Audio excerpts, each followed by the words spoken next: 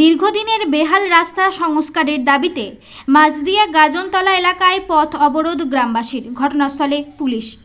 মঙ্গলবার সকাল 11:30 থেকে দুপুর প্রায় 2:30 দীর্ঘ সময় পথ অবরোধের সামিল হন মাঝদিয়া পানশিলা গ্রাম পঞ্চায়েতের অন্তর্গত মাঝদিয়া এলাকার বাসিন্দারা। অবরোধকারীদের দাবি, স্বরূপগঞ্জ পঞ্চায়েতের ফকিরতলা থেকে মুকুন্দপুর প্রধানমন্ত্রী গ্রাম সড়ক যোজনার প্রায় 4 কিলোমিটার রাস্তা দীর্ঘদিন ধরে বেহাল।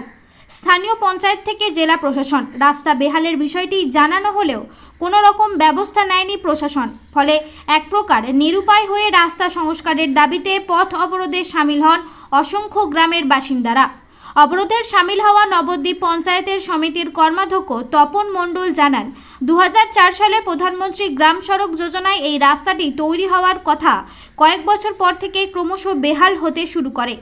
এ ব্যাপারে বারংবার সংশ্লিষ্ট দপ্তরের দৃষ্টি আকর্ষণ করা হলেও কোনো রকম ব্যবস্থা নেওয়া হয়নি।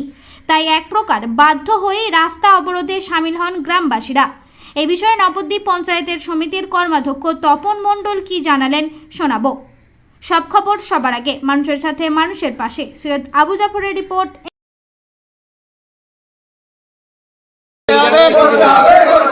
দীর্ঘ 3 কিলোমিটার রাস্তা চেয়ে বেহাল অবস্থা, স্থানীয় প্রশাসন তুমি জবাব চাই, জবাব দাও।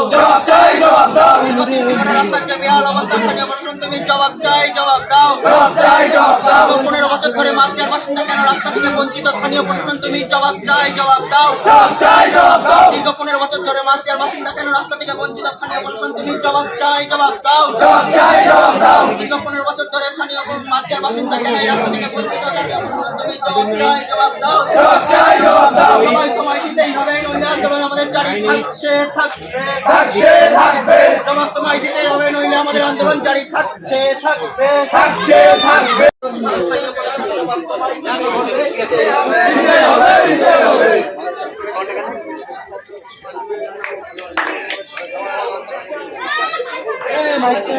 বাসিন্দাদের পক্ষে আন্দোলন জারি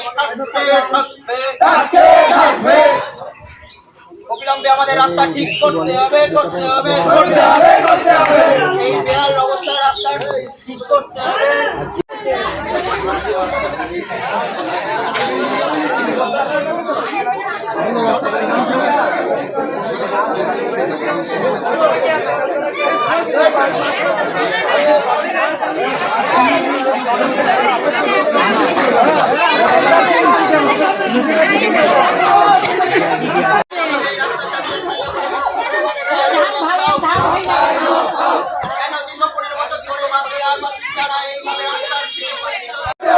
অবিলম্বে যে 4 কিলোমিটার রাস্তার বেহাল অবস্থা ঠিক করতে হবে। দীর্ঘ 5 বছর ধরে যে 4 কিলোমিটার রাস্তার বেহাল অবস্থা, স্থানীয় প্রশাসন তুমি জবাব চাই, জবাব দাও। অবিলম্বে রাস্তা তোমায় ঠিক করতে হবে। আপনি তো এখানকার স্থানীয় পঞ্চায়েত সমিতির একজন সদস্য। এই যে রাস্তা অবরোধ, দীর্ঘদিন বেহাল রাস্তা, পরিপ্রেক্ষিতে গ্রামবাসীরা যে অবরোধ করেছেন, আপনি কতটা যুক্তিসঙ্গত মনে করছেন? একদম 100% যুক্তিসঙ্গত। এটা 2005 সালে রাস্তা হয়েছে প্রধানমন্ত্রী সড়ক যোজনার মাধ্যমে। হওয়ার পর 2019 সালের পর থেকে রাস্তাটা খারাপ হয়। তখন জেলা প্রশাসন জেলা পরিষদ থেকে রাস্তাটা একবার সমস্যা করে যায়। করার পর তারপরে দীর্ঘ 3 বছর ধরে রাস্তাটা দীর্ঘদিন বলে আসছি, যেহেতু এটা প্রধানমন্ত্রী সড়ক যোজনা, কেন্দ্র থেকে টাকা পাঠাচ্ছে না বলে আমাকে বারংবার আমাদের সেই কথাটা বলা হচ্ছে, যেহেতু কেন্দ্রীয় সরকার এই রাস্তা টাকা দিচ্ছে না বলে রাস্তা হচ্ছে না, এইভাবে আমাদেরকে বলছে। কিন্তু আমরাও পরবর্তী তথ্য নিয়ে দেখলাম, হ্যাঁ সত্যি এটা, যে কেন্দ্রীয় সরকার এই রাস্তার জন্য প্রধানমন্ত্রী সড়ক যোজনার রাস্তার টাকা কেন্দ্র সরকার বন্ধ করে দিয়েছে। আর এই রাস্তাটা হচ্ছে প্রধানমন্ত্রী সড়ক যোজনার রাস্তা। আমরা জেলা প্রশাসনকে জানিয়েছি, জেলা প্রশাসন বলেছে এখন জেলা প্রশাসন কী করবে। আমরা বিভিন্নভাবে বহু চিঠি চাপাঠি PMJ দপ্তর প্রধানমন্ত্রী সড়ক যোজনা দপ্তরে আমরা জানিয়ে দিয়েছি।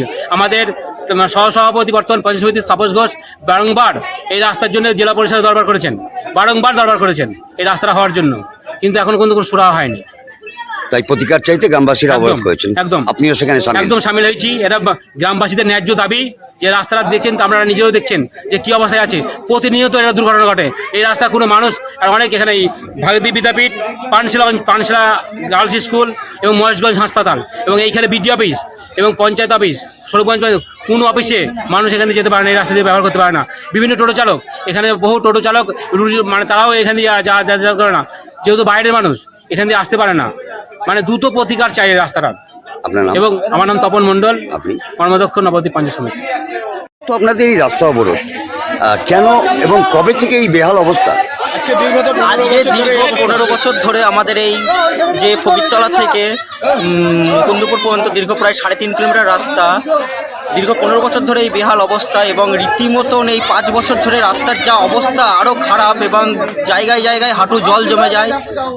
প্রতিদিন সকালে কোনো স্টুডেন্ট যায়, বহুত স্কুল গাড়ি এখান দিয়ে যাতায়াত করে, এবং প্রশাসন রীতিমতন বিডিও, জয়েন্ট বিডিও রীতিমতন যাতায়াত করছে। এই রাস্তার নিয়ে কোনো ভ্রুক্ষেপ নেই তাদের, এবং প্রতিটা দিন কোনো না কোনো গাড়ি পাল্টি হচ্ছে এই রাস্তায়, এই যে মাঝদিয়া থেকে।